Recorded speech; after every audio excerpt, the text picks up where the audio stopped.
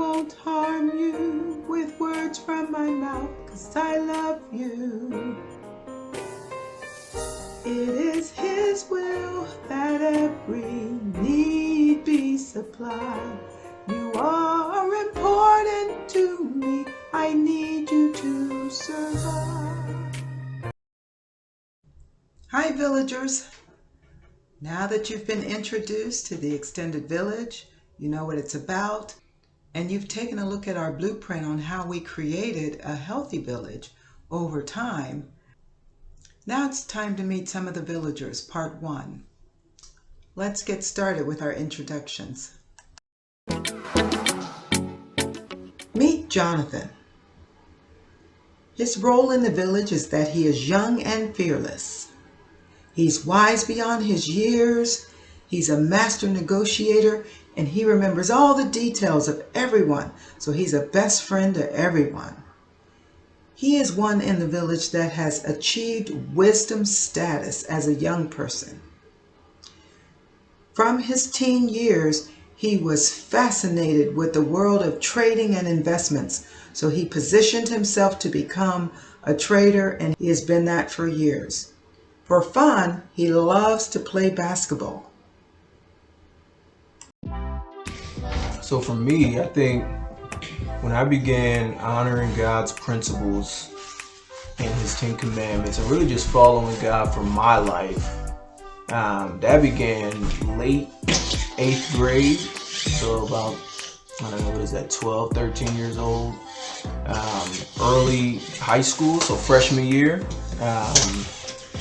That's when really I felt like I was truly encountered by God in a real way that caused me to reevaluate the entire everywhere that I was living my life. Outside of that, I was raised with godly principles just like most black families, but I didn't take it on for myself until I finally encountered God for myself. I don't know if I need external motivation to wake me up out of bed, to be honest with you. I think for the most part, at least the way I live my life, I'm grateful to be alive. I'm not only just grateful to be alive, I'm grateful to have a loving family. I'm grateful to have a God, to know God, and to have a life that's worthy of God's glory. I mean, to be honest, I don't know. I don't know if it's any external motivations outside of just living intentional, living with contentment about everything that God has blessed me with today. So my family, you know, my 2 beautiful kids, my wife, my job, you know, all the things that God has blessed me with. I think there's a lot to look forward to every day I wake up. So the purpose and the needs of the village for me, I think everybody needs a family. Everybody needs a community. Everybody needs a village. A village holds you accountable. A village, well, I'll start like this. God, even in the book of Genesis, told Adam that it's not good for man to be alone. God did not design human beings to walk alone or to do life alone. Even when He designed us, it was for communion with God. So we are creatures of communion. We're creatures of relationship. So village, I think, is God's design for relationship. God's design for community. God's tool that He brings all the things needed to mold us into the people, into the purpose that we're supposed to be. So I think what others say about our family and our current village is they really speak positively of it. People really admire how close-knit we are, just how real and honest that we are with one another, how free and happy and fun having a lot of us have together. We fight just like any other family. We have our days where people don't get along, but for the most part, even those things are done with measure, if you will. There's boundaries that I think that just exist that aren't really spoken about or discussed on a regular basis, but they're understood. And there's that level of respect and honor for everybody here. So I mean, for the most part, I mean, people really love being around our family. I think most people think our family's fun. Most people, you know, They love being around just the positivity and just all the fruit that exists in our family and our village. So I mean, it's most people have great things to say about our village and our family. So things that people say that are fun to do. Our family goes on trips, especially when we were younger. We used to go on a trip at least once a year. One big trip where everybody was able to go on it, create memories, travel abroad, build new experiences together. I think that's the most important part. Another thing, a lot of, even just having as many siblings and as big of a village, as big of a family as we had, we'd run around together, play, and just create fun out of whatever existed. We had tree houses and trampolines and so on. So I mean, we create our own fun. I think people would just, it's natural for people to join in. People that I've role modeled, dead or alive, or that I look up to, or that I've borrowed traits from, I think is a really difficult question for me, just because I think I'm one to value originality. Although nothing is new under the sun, obviously we don't create ourselves. We're products somewhat of our environments, and sometimes exactly of our environments. I think the biggest role models for me happen to come within my village. I don't look personally, I don't really care to look externally, such as movie actors, celebrities, preachers, or anybody who I don't necessarily have a personal relationship with. I don't really hold role models to that extent, outside of one exception: the Bible and Jesus. So Jesus is in fact it's a cliche answer, but it's the truth. He's literally the role model and the standard that I model my life after. As I watch his life, as I watch how he navigated conversations and relationships, as the parables and just many of the things that Jesus had to say, not just Jesus, but also disciples in the Bible and other leaders that were in the Bible. I think that's the standard that I choose to chase. Outside of that, as I mentioned earlier, those within my village, my dad, he had to be for sure the best role model I had for a male, growing up, in terms of just managing my responsibilities, just how to carry myself as a man, and he just taught me and trained me in the right way. My mom, a lot of her passions, you would think a mother a lot of times would take on womanly traits, but my mom actually, I think she's well-rounded as a human being. So most of my practical knowledge actually came from my mom. A lot of the business chase and business acumen and this entrepreneurial mind, I think, came from my mom. So yeah, there's a lot of role models within the village that I think. My grandpa, he's another huge one who's a huge role model for me, who just always was there just to kind of provide structure in terms of education, vision. So yeah, a lot of my role models came within my village. So top values that I live my life by, that I'm kind of known for. Obviously, another cliche answer is anything in that Bible. That is truly the standard. There's no value in recreating the wheel when the wheel's already perfect.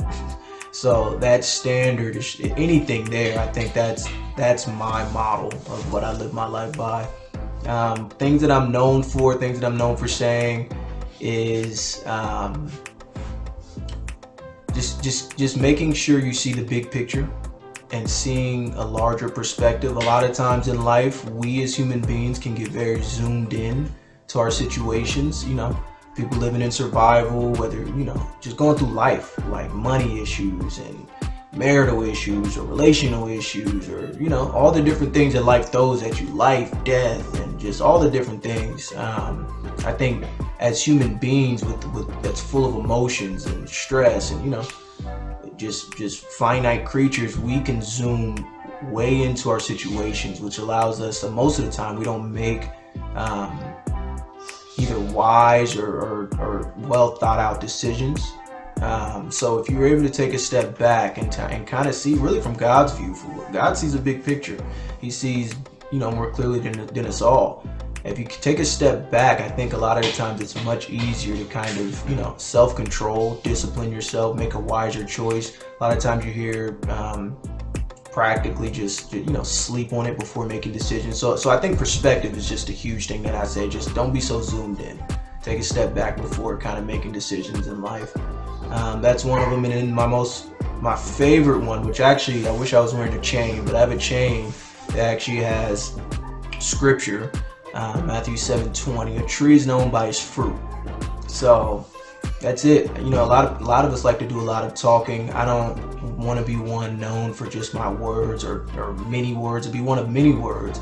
I want my actions to speak louder than my words. I want my actions to reflect Christ. I want my life, the fruit from my life, to reflect the things that I would, even more than I would say. Another very practical statement is a picture speaks 1,000 words, right? So your life will speak louder than anything that I think words will ever capture. So a tree is known by its fruits, and just kind of living big picture, not being so zoomed in. Those are two of the top values I live my life by. So some life-changing events that's kind of just been maybe the foundation that has kind of shaped me. I would say maybe the largest, I'll break it up maybe in sections of my life. The largest one when I was in my childhood was my parents' divorce. That largely shaped my worldview, and things that I value, and things that I knew that I did not want, and even just what was most important during those times where it seemed like survival at times. So that's one huge thing that kind of really, that's a life experience that really kind of shaped the way that I think, the way that I move. Another one is getting married. I got married pretty young, around the age of 20-ish, and that one really shook a lot of how I thought, kind of really shifted a lot of the selfish thinking to more broader and considering other people, considering other things, and seeing myself for what it really was, because a lot of it is a reflection. So that was a huge life-changing event. And then lastly, I would say is experiencing close deaths to those that are in my family, or aka the village. Experiencing that for the first time can be ground shaking, and even change your whole view on life and death, and how you treat the time that you do have while we're still here. So I mean those are maybe three of the key moments in life, key experiences that have shaped a lot of how I move. Meet Alexis. Her role in the village is that she's a young and fearless peer counselor. Her MO is that she is intentional about being neutral in all situations until all the facts have surfaced and everyone has been heard. She believes that everyone has the best of intentions, although their delivery may not show it. And she has an optimistic outlook in life, which is the gift of mercy. Her field of business is that she is a research analyst on her way to becoming a physical therapist. For fun, Alexis is a fashionista who sometimes does modeling gigs.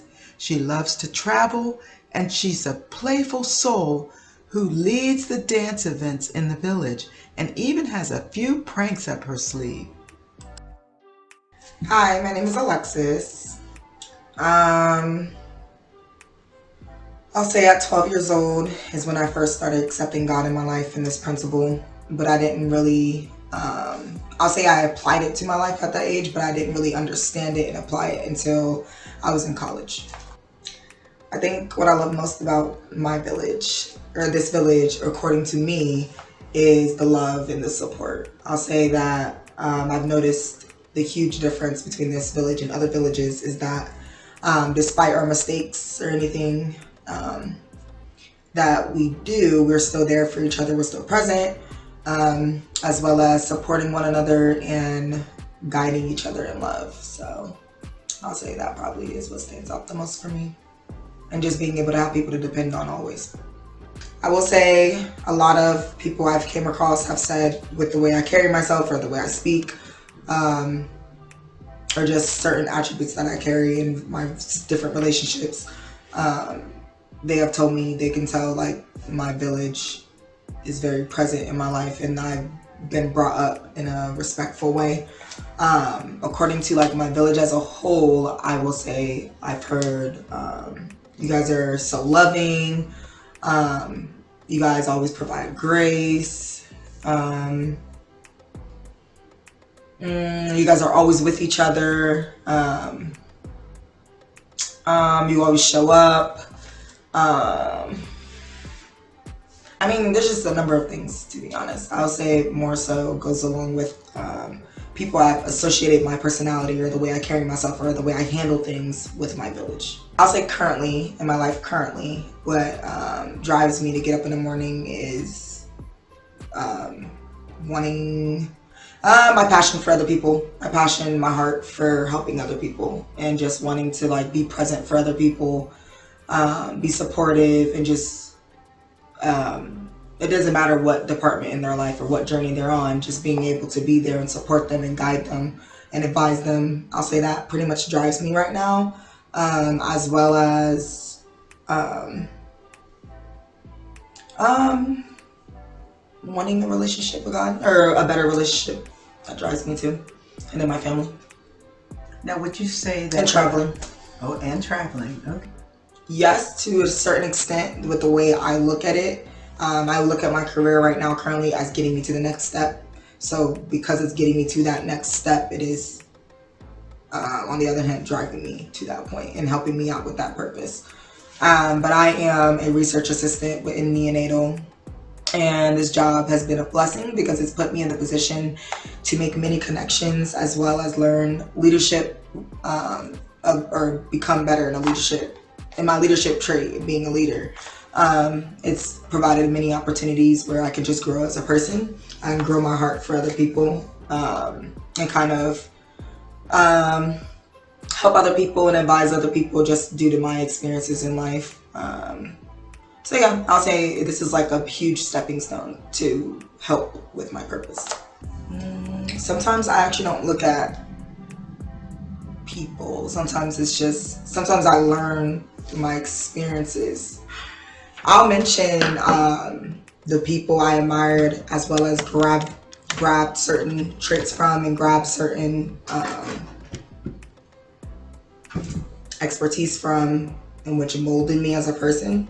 But I'll also mention that I've also formed that way based off of my experiences, or actually watching other people's experience and knowing how I don't want to be and how I want to be as a person because of other people's experience and what they went through. And I realized as a person how I don't want to be, if that makes sense. I would just say they were more so like, I just watched how they were as a person and how they handled certain situations, and I realized even with their results, it was not the best decision, and it molded me how I want to be as a person, as a woman, as just someone in this world, in this cruel world already. So, but the few people, not the experiences, but the people who I do admire and I've taken from over the years, I would definitely say John, who was my brother.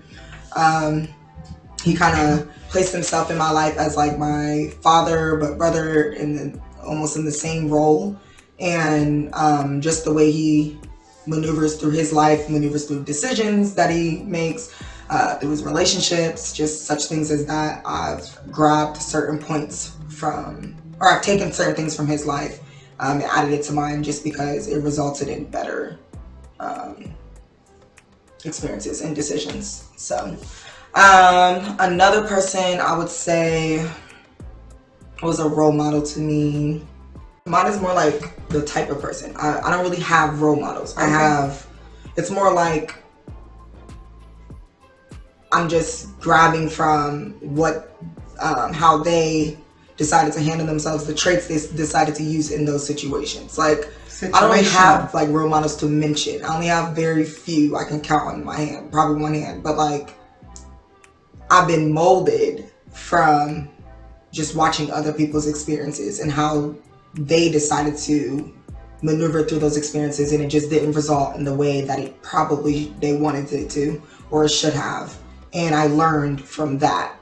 But also, I mean, I guess my role models, the type of person I would say my role models was like kind people, like people who are giving and compassionate towards other people, like not to add into this world more cruelty since it's already so cruel. So I would say that type of character I've gravitated towards, and I've kind of I like took traits from that, just because I just think that's a huge thing, just because this world right now is kind of, or I mean, it's always been a hostile world, and so why would we want to make it more hostile?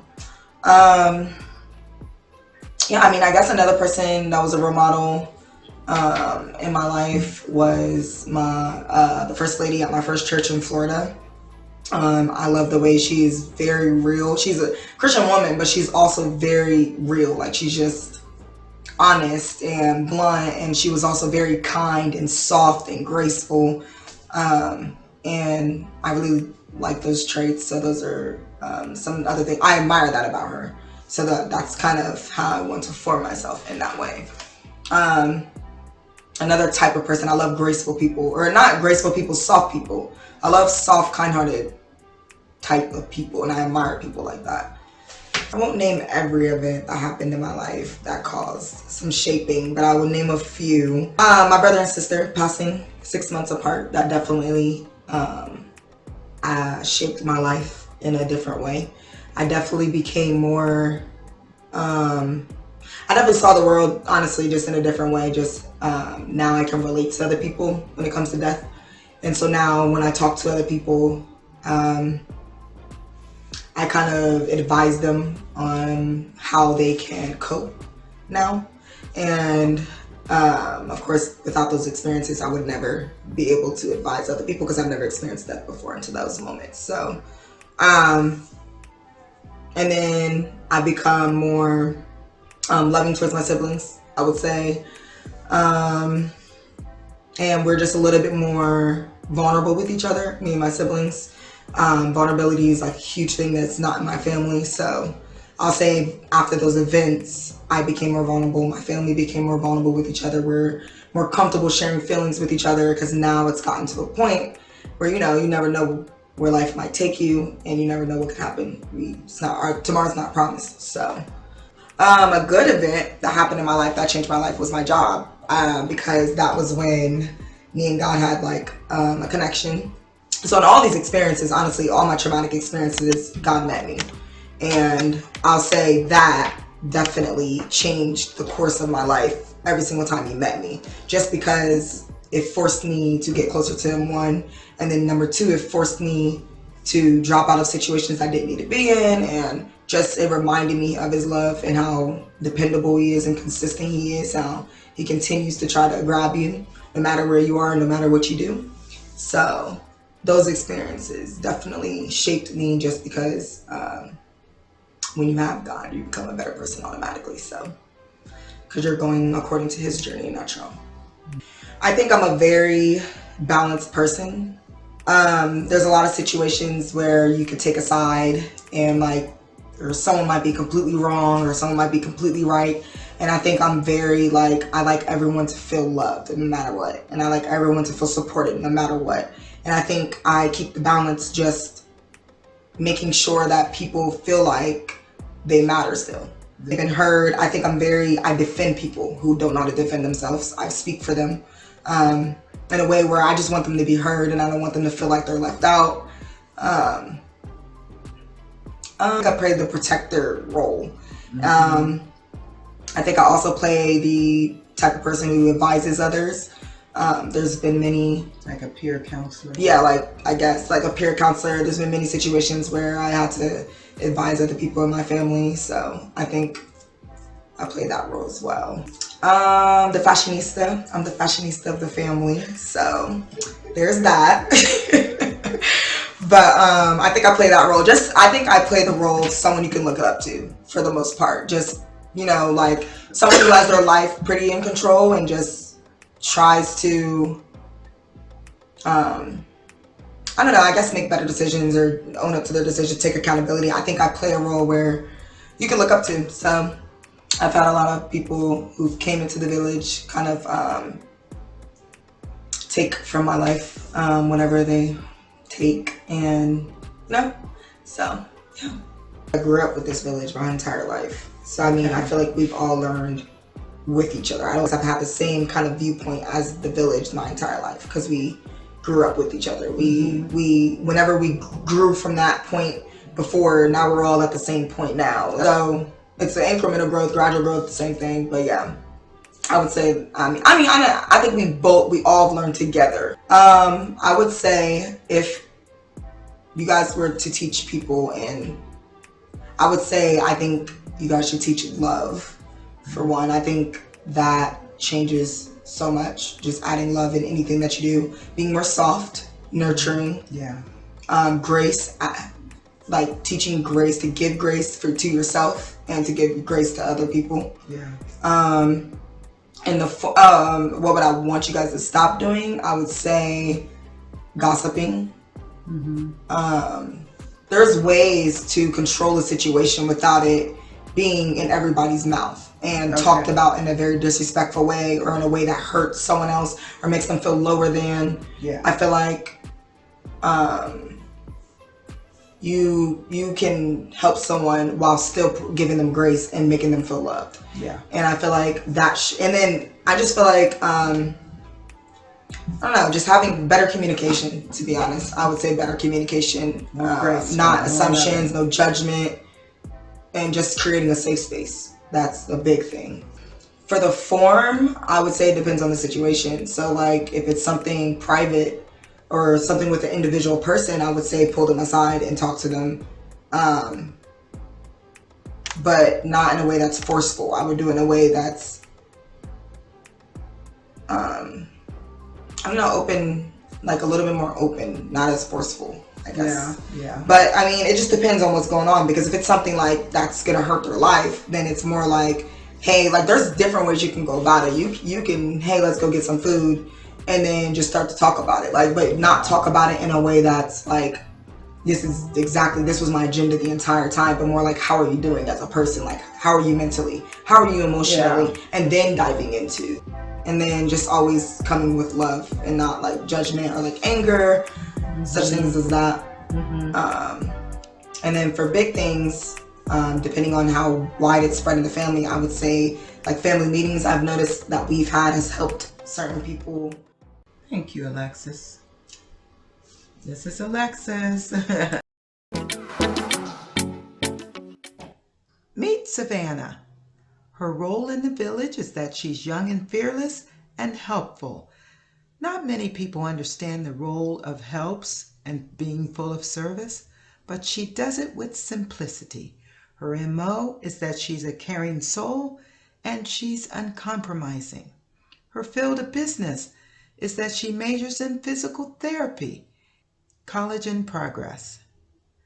For fun, she loves extreme sports, traveling, and being creative at everything. Hi guys, so I'm Savannah and I'm the daughter and the youngest sister of this village. So I first want to start off by saying what a village means to me. And I would say what a village means to me is basically having a group of people that you're extremely close to, and you can ask them for advice, depend on them, encourage each other.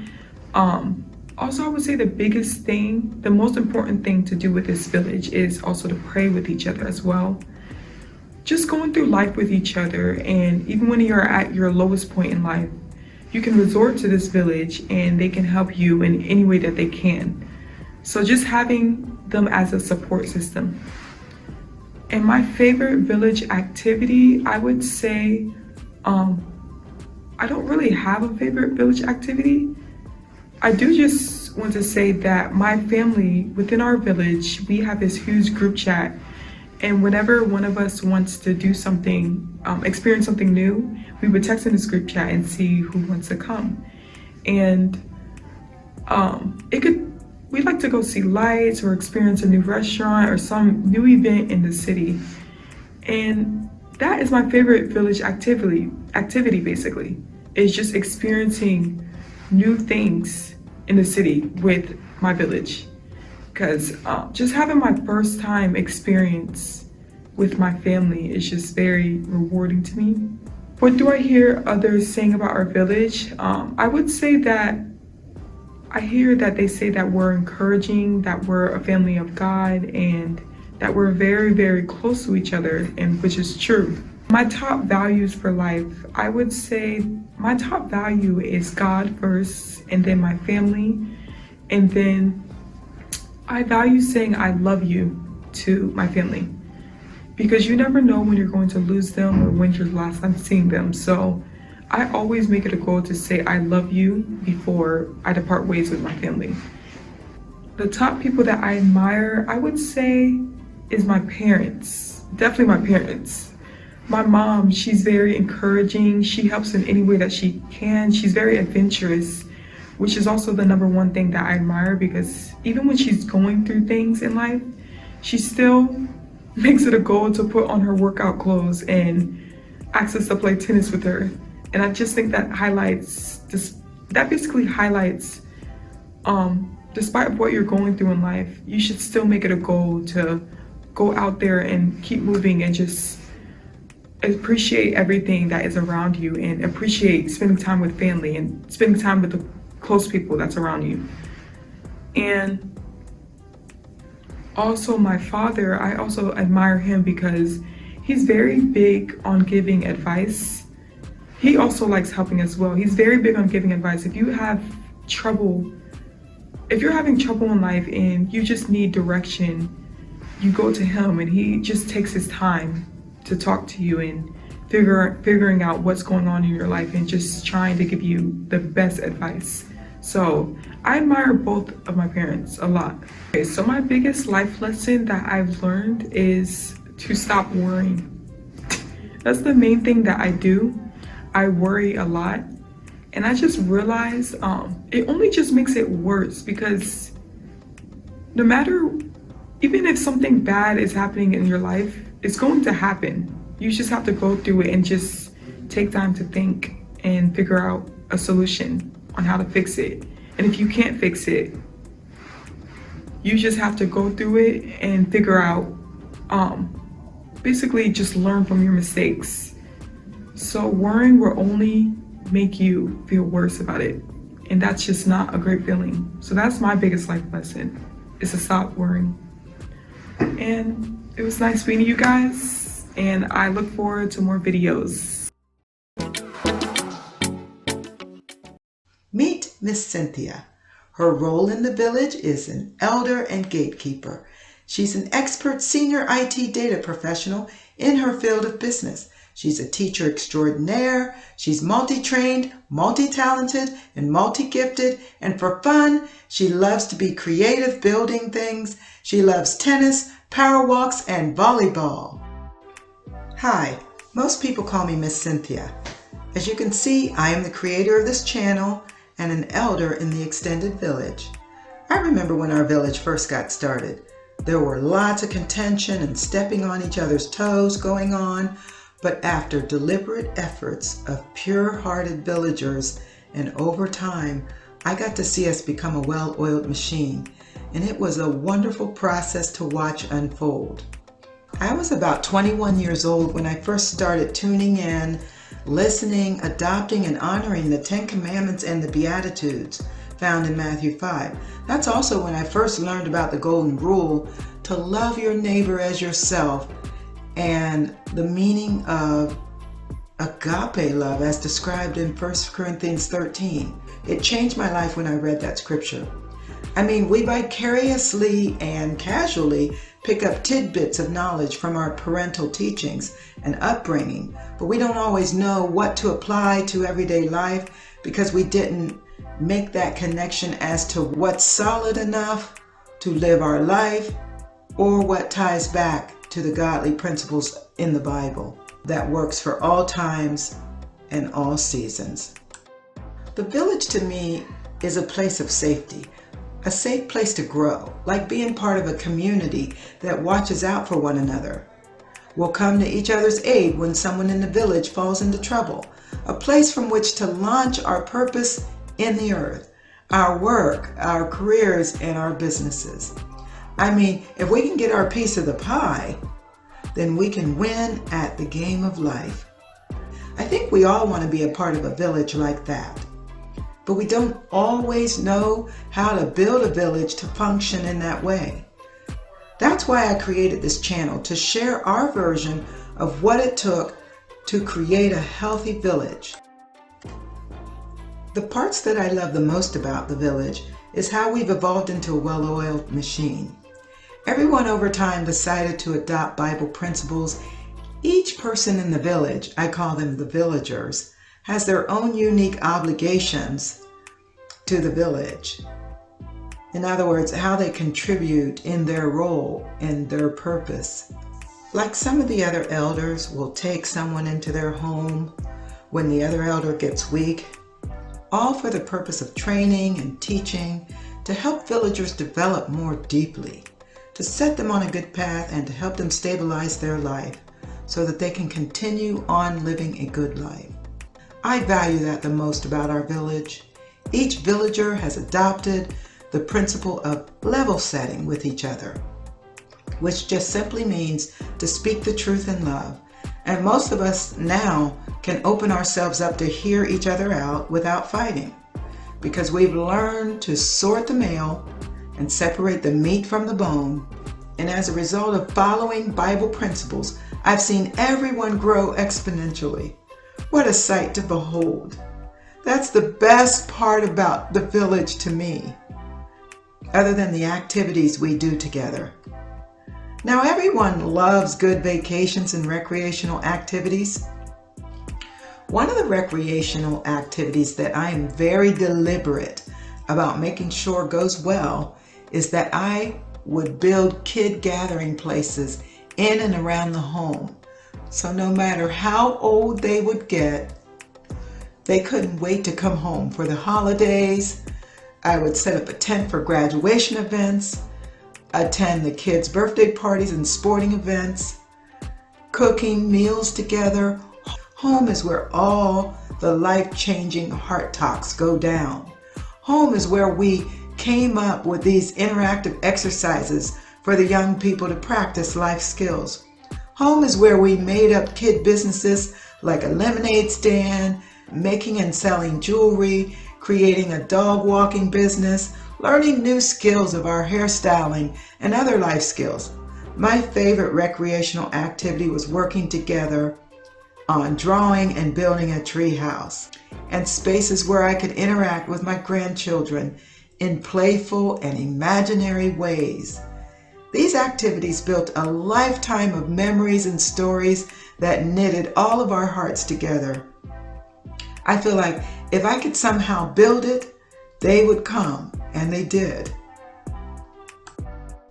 Other people say, "You guys have a strong village, nice. You team babysit for each other.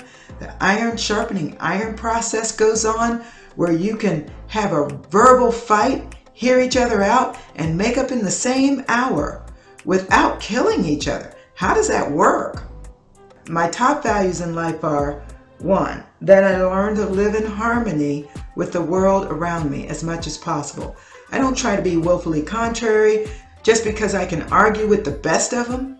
If there's a difference in methods, but all methods lead to the same place, I tend to agree. I will manufacture a smiling moment right in the middle of the contention. In other words, my MO is to meet people on the point of love and harmony. Most people tease me because I always say, "Stop playing with it." That just means that what you just said, I confirm that you just stumbled onto an eternal truth. So you need to stop warring back and forth with it and make sure you highly value what you just said and lock it deep, deep down into your heart and stake your life on it. I also believe and teach that we all should work to communicate with a right spirit. A counselor once told me, you can say anything that you want to say, deliver bad news and good news, if you say it with a right spirit. For my MO, which is to be harmless in my interactions with others, so down in my heart I want to be harmless. I once heard someone say to me, if you smile in your heart before you speak, all your words will match what you're trying to convey in your heart. I remembered that. I also see it as my role to protect the village and its values. So if there's new people that come into the village, I try to educate them on what our village is about and see what they do with that information. It's all about keeping the chaos down for me. I feel like I have to be a gatekeeper to maintain the good vibes that we've all worked so hard to build. So I'm watching new people coming in and going to ensure that they know the standards and the rules of engagement in our village. Not everyone was raised the same way, if you know what I mean. As a role of an elder, it is also important to be a gatekeeper as well. I feel like I'm constantly teaching that we need to care for one another out of a pure heart. If we can do that and be harmless with our words, the Bible says we have true religion. Not fake religion, but true religion. And I always say, just find a way to enjoy one another, introduce levity, which is laughter, take a joke at your expense sometimes, try to create the most enjoyable experience with one another. If you can find a way to care for one another and be a peacemaker who can help everyone see things in a positive light, then you have reached a level of wisdom, status, and maturity in spreading the love of God. The Bible is the most valuable thing that I've come across in my whole lifetime. I've tried other value systems, but they failed to work in the end. All roads and pathways settled and led me right back to Bible principles. The Bible has served me in every area of my life. I always strive to try things for myself first before I give advice to someone else. I had the most eye-opening experience when I was just doing my business as an IT data professional for a mega church. He put me over the member oversight program to manage all the members, and I recalled many people coming to me for advice. And I thought to myself, I don't have a counseling degree. And I said, wait, there's not even a counseling staff here, and there needs to be. So even though I had already had my degree and I was well into my career, God laid it on my heart to formally educate myself on the subject of mental health counseling. So I learned so much at the master's level about how we develop. I went into deep research about the basic hierarchy of human needs. What do we need first? Then what do we need on the next level?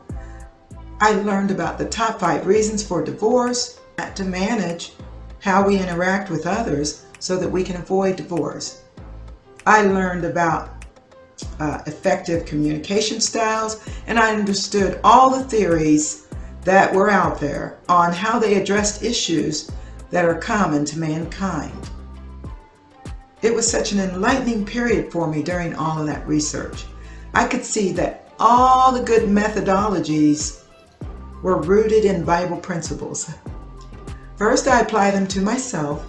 I am fearless in that way, that I take a chance and I take a lot of risks, sometimes to my own demise because I didn't thoroughly understand the principles at work.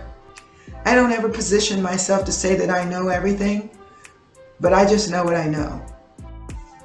I love the meaning of what Luke 22:32 says. I have prayed for you that after the treasures that you have learned become tried and true by you first, that you bring these wonderful lessons back to your village today to strengthen your sisters and brothers in their faith. And I find myself doing that, being a living sacrifice, witness on display of God's power and ability to heal, mature, and thrive in this life.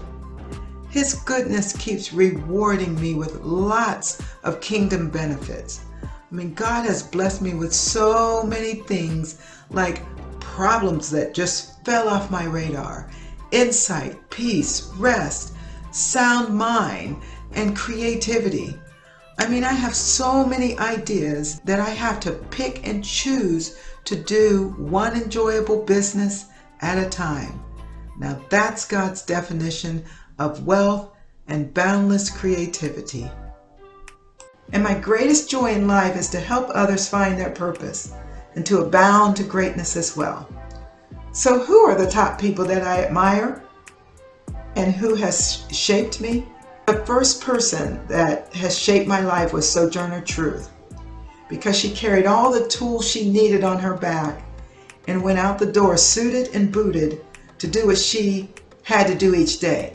And Sojourner Truth led others to freedom after she got it for herself first. I love what she represented. I used to put her picture right beside my door as I would leave to go to work, because I realized I needed to have on my full armor when I go live my life each day.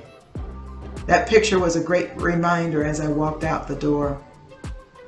And I am also drawn to most psych movies and shows that show people doing their inner work to transform their life into what they dream it could be, despite their fears, like in the movie Good Will Hunting. Shows that have a psychological aspect of people moving forward while working through their wounds are thoroughly enjoyable to me. So some of the revelations in life that gave me moments of clarity is when I realized that I can teach people how to treat me. I can lift up my standard and watch what people do with it. God defends me when I walk away from anybody who violates my standards. Goodness and mercy follows me. These signs shall follow them that believe. And I've watched it happen. Those standards come from the Bible called the Kingdom Lifestyle. Bible says the purpose of the Bible is to show you how to live life and how to have good godly character, have the best character. Well, God's definition of my purpose is that I am wonderfully and fearfully made. I am a child of the King, of a royal priesthood. I am a precious jewel that's not to cast my pearls before swine. I'm a queen. I'm filled with the light of God, protected by His wisdom, revelation, and discernment. I can ask anything if I continue in the kingdom lifestyle. I can now have sweet dreams and peace of mind, knowing that I ran off evil with my standards in place. And I can't think of any greater lifestyle to live than a life filled with righteousness, peace, joy, happiness, and enjoying life in the extended village, having good, clean fun. Meet Josiah. His role in the village is that he's young and fearless. His MO? Well, I call him the demon killer. He's a general in the making in the spirit realm. Don't misinterpret God's intent in the scriptures. Josiah will detect it, and he will lovingly be a spiritual debater until the end, until you strike an understanding. Josiah's field of business is HVAC, and he aspires to be a future mechanical engineer just like his grandfather.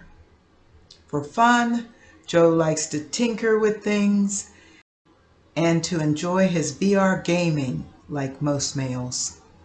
He has a childlike spirit, so all the babies and the kids in the family gravitate to him because he's playful and fun. Hi, my name is Josiah Alexander. I serve as the spiritual guide, how I like to see it, kind of like the big brother of the village. And when I started following the word, I was 12 years old, and it actually happened when it was something that I started doing on accident. Well, really, at 12 years old, 12 years old is when I started getting serious. But really earlier, my family, we kind of grew up Christian, and we was just reading the word, but it wasn't like there, like it was supposed to be. And I really started following the word when I was 12, or at least attempting to. Thing about it is that I did not know that I was doing it at the time. My testimony is actually like how I even got started was I was going to commit suicide when I was 12. And as soon as I was about to do it, the Lord kind of just came in. And I didn't know it at the time. I just thought it was just this random being that was he was just not the same as how I usually saw it. And this being came in and came to be like a little child, kind of more specifically like my little brother. Basically, like my little brother basically like begging me to play with toys and stuff, like, please don't do it, you're gonna ruin the plans, don't do it, and let's go play, like, let's do this instead. And that's how I started actually doing it and taking it for real, because I kind of made a deal with the Lord, and my deal with him was that I was going to keep on living if he actually has something for me to do here. And that's actually when I started taking the word serious. And like I said, I didn't know it at the time. I thought it was just some random being, but it actually ended up being Jesus. The purpose of being in the village for me that I like in particular is the fact that there's always someone to fall back on. When life hits hard, there are times where you need that person to lean on. And that's kind of the whole point, right? It's the whole point of why God put us all here in the first place, is to love each other. And what I love most about our village is that we love each other, and I'm talking about we're literally there for each other. Even if we don't have the answers, we will do the best we can. To help each other out, and to just make sure that we have all of the components needed in order to live life. And it's not that we give each other a crutch or anything like that. We kind of give you the help that you need so that you can basically fly on your own. And then when you're flying on your own, you kind of contribute to the village the best way that you can. Everybody has their own gifts, everybody has their own way of adding to the village. And what I love most about this village and being a part of it is that there's always opportunities to help where you are needed, and then there's always time for you to fall back. There's no pressure for you to be a help in the village or anything like that. When it comes to our village, a lot of times what you hear is that we are very tough. We're very blunt about what we need to say. That's what I hear a lot of people saying. But at the same time, what I hear people saying about our village is that we are, even if we fight, we may get into like a really bad fight, but it's like almost within the next hour, we're just still the same family. And the reason why that is because we're family, and someone's got to be the bigger person, and just to keep the family together. I believe that, and another great thing about this village is that we all have the same type of mindset and the same goal of what we're trying to get to, which is heaven. We're all, due to the elder, keeping it that way, just keeping it authentic. We're always wanting to be authentic and like really do this Christian thing for real. And it's not, just make it not a joke and whatnot. The top thing that I value when it comes to a village and what I think a village needs is it's a loaded word, or it's a word that's used so much. It's kind of just thrown around and just has its own meaning, and that word is love. Love is the sacrifice you're willing to make for someone else.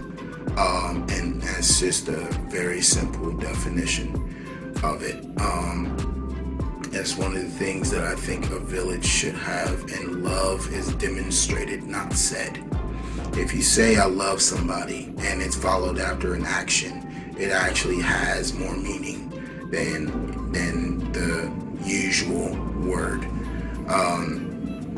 Another thing that I value when it comes to a village is spirituality. Okay, there has to be an authenticity to this village. It can't just be positivity or negativity. It's just being real. How I see it, there are three aspects to life, and then God is kind of like the one that encompasses it all. There's space, there's time, and then there's spirituality, and then there's the spiritual. And a lot of times it's very easy to forget that spiritual part, and the spiritual part is kind of like the cliche. It's the part that people don't really talk about, but you just know it's there. And that's kind of like what I like to try to contribute. It's the part that it's there, but you don't know that you need it. It's a very elusive reason to why having a village is important. It's the essential why of the village. It's why we do what we do. Is it just to get money? Is it just to make it? Is it just to survive? It can be all those things, but I think that the most important part is to make sure that we all get to heaven, and we all get to support each other in that. There's can be a lot of different interpretations of how things go, but as long as we keep the word at the center, I think that we are going to do good, and we're like maybe not the best just because human beings are involved and stuff, but as long as the word is at the center, you'll be okay. Anything that you go through, you'll be okay. And that's another thing that I love about this village as well, is that we keep the Bible at the center. The person that I admire most in this world is Jesus, and I know that's so very easy to do, but if you look over Jesus's life, and you look over what he's done, first off, he's God, okay, and what he modeled after was the fact that literally, I'm doing this so that you can follow me and do the same thing that I'm doing. Not exactly not exactly taking up our cross and dying for people and all that stuff, because he's already did that work. But it's just more so the intentionality of it. He was a very intentional person. He did things on purpose. He talked to you directly. He let you know what was going on with you and let you know what he was proud of. And I admire that about Jesus, because just me being the type of person that I am, Like usually I'm a very like down person in Israel. I'm usually a negative type of thinker, but the fact, I mean, ever since Jesus kind of came into my life, he kind of just been the reason for me to basically live. And just speaking about my testimony again, he's never taken away that feeling of wanting to die. He just more so changed my weapon from the pill or the knife to the cross. And he's just been my mentor this whole time. And so I just can't help but to admire him the most. The thing that I admire about Jesus is the fact that he modeled the spirituality part without all the mysticism and the taboos and the parts that most people don't want to talk about. He kind of demystifies them and makes them real and practical as well. And I can't stress enough how important it is to have a spiritual life. The thing about me being a spiritual guide or a spiritual big brother is that I grew up just understanding how people feel. I've always was able to see how people feel, and basically it's gotten to a point to where like I can literally look at somebody in the eyes and I can literally just tell exactly who they are, and then I can kind of tell their purpose. Right now I'm kind of working on this prophetic side, but that's what Jesus modeled. He modeled the side that actually mattered, and then he told the truth even if people did not believe it, because the bottom line is the truth is the truth no matter what. And as a person, he was just a strong human being, and it's just he was God. So that's literally, and then just the simple fact that he's God. He came down from heaven, and the fact that he would even die for us, that type of love is, and the reason why that's so important is because when he died for us, he kind of freed us of that sin bond, so that basically if we go through him, we'll get full access to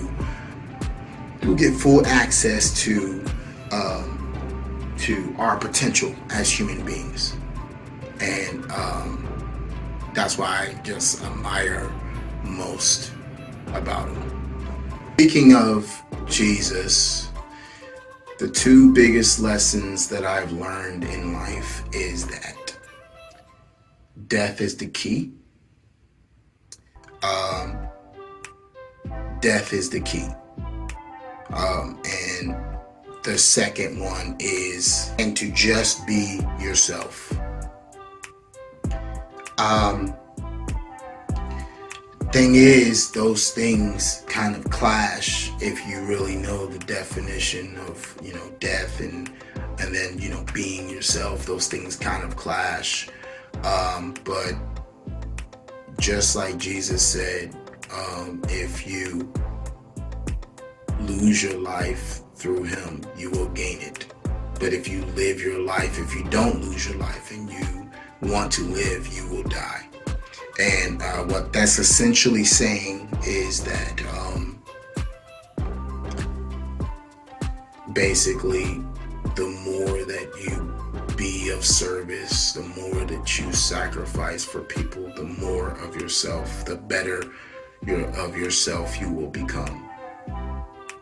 And you will actually be able to be confident in yourself, because you kind of have to in order to even serve. You know, you got to be confident in your abilities. And even if you aren't confident in your abilities, you will learn how to be confident in your abilities, because you'll learn how to do a skill well and then do it. And then it'll just become a part of your character, and it'll just build characters in you. And, and those are the things that are the most important, is that death is the key, and that to be yourself. Last words are, or my last, to draw a conclusion to this video. As a spiritual older brother, or a spiritual brother, this lifestyle is very hard. It is not a leadership role. In this role, you have to be submissive. There are times where you're going to have to be a leader, and there are times where and then there are times where you're going to have to yield, and you kind of have to yield to that timing. You're basically at the mercy of timing, and there are times where what you're doing may not be important, which is the reason why you have to be spiritually there. You have to be spiritually smart in order to learn how to navigate through that. I strongly suggest that you first off accept Jesus into your life before attempting to influence or doing anything as far as just being a spiritual anything, because Jesus represents a protection. If you do not have Jesus, you will not have protection, and you'll be going into the spiritual world trying to influence things. And literally all the spiritual is just a higher form of physical. Like literally when you speak words, it has physical manifestations. Like it literally has a form, and that's literally in the spirit. So everything is more literal there. It's more taken serious there in the spiritual world. And basically, in order to navigate through that, there's a lot of different beings in that world as well that you're going to have to fight as well. And if you are not aware of them, you will not know what you're doing. So this role is not for the faint of heart. You can die very easily. There are times where you're going to have to sacrifice a lot. Okay, and you kind of have to just take it and just go on, which is another reason why you should accept Jesus, because prayer helps. It definitely does. When you're able to just give everything to the Lord and just worship Him, and just and having the Holy Spirit inside of you is also a help as well, because it teaches you how to navigate through those things. This is Josiah Alexander in the village. From these first introductions of a few of our villagers, I hope you heard a common thread of what each villager values the most about the village. See, the village is the same as the church. They're one and the same. So think of it like your church. The church should function in this way as well. That it is truly an environment where we feel surrounded by authentic, spiritual, and caring love, which is also known as godly love or agape love. And that we are there to support one another even if we don't have all the answers. But the village is there to ensure that we fully develop and have all the components that we need to mature, to regroup, and to eventually thrive at life, building godly character and living out our own purpose in the earth with confidence. Well, that's it for now. but in a future video, we'll introduce more villagers later on.